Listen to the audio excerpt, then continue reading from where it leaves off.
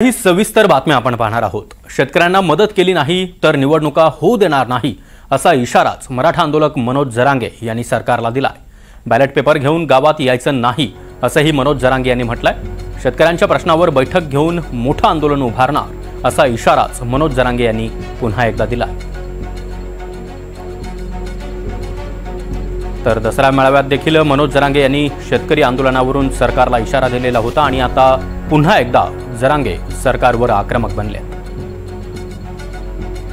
चिल्लर समजते हे लोक पैसे देऊन 1000-1500 रुपये देऊन आपली इज्जत घातल्यासारखं काम करते। ते यांची इज्जतच घालून टाकायची पुरी।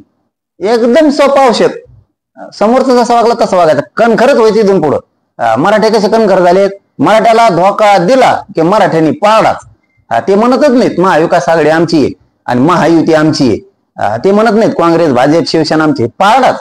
हेच लाडक्या बहिणींनी पुढच्या काळात शेतकऱ्यांनी करायचं। आमचा कोणीच नाही। आम्हाला धोका देणारा बुकटाच करून टाकायचा, निवडणूकच नाही होऊन द्यायची।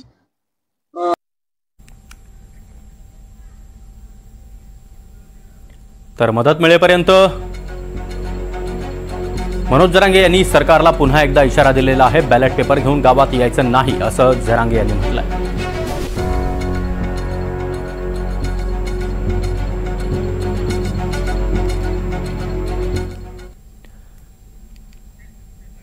तर दिवंगत नेते गोपीनाथ मुंडे यांचे राजकीय वारसदार कोण यावरून पुन्हा एकदा वादळ निर्माण झालंय। मंत्री छगन भुजबळ यांनी धनंजय मुंडे हेच गोपीनाथरावांचे खरे वारसदार असल्याचं वक्तव्य केलं होतं। त्यावरून आता राजकारणही चांगलंच तापलंय। मुंडे कुटुंबाला तुम्हाला हिणवायचं आहे का असा सवाल मनोज जरांगे यांनी भुजबळांना विचारलाय। तर मुंडे घराण्यामध्ये दरी धनंजय मुंडेंनीच तयार केली अशी टीका देखील मनोज जरांगे यांनी केली आहे।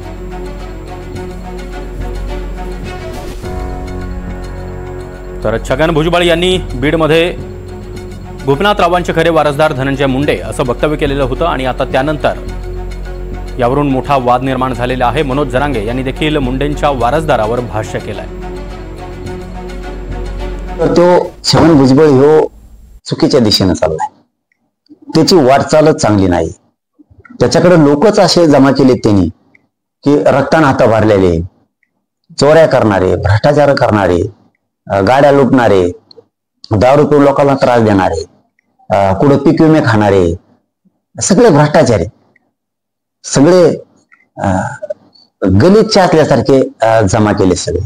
आणि त्यांच्या माध्यमातून ते सांगणार ते घुरट सगळ्या दुनियाचं, त्याचं तुम्ही ऐकता। तुम्हीच कण करत ना, स्वतः तुम्हीच लोकांना न्याय देऊ शकता, दिशा देऊ शकता। त्याला म्हणतात ती दिशा ठरव, आणि त्यांनी तसली दिशा ठरायची। म्हणजे भुजबळ बीडला आला आणि भेद पसरून गेला।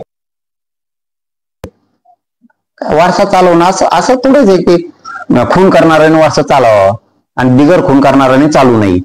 जाती जातीत भांडणं लावणाऱ्यांनी वारसा चालवावा आणि जाती जातीत भांडणं न लावणाऱ्यांनी वारसा चालू नाही, असं कुठं आहे का? त्यांचं जर बापाच्या पायावर पाय ठेवून, पावलावर पाय ठेवून चालून ते जर सगळ्या जातीला धरून समजा करायची त्यांची इच्छा असेल, त्यांनी वारसाने चालवायचं। आणि इकडं रोज भांडणं लाव, कोणाच्या मेळाव्यात दसरा मेळाव्यात कोणाचे फोटो घेऊन पळायला लाव असले लागते। पीक विमा, परत अशा लोकांना रसद पुरवायची, अशा लोकांना रसद पुरवायची का अजितदादाला रोज शिव्या दिल्या पाहिजेत, असा नेता वारस करायचा, ही त्याची भूमिका।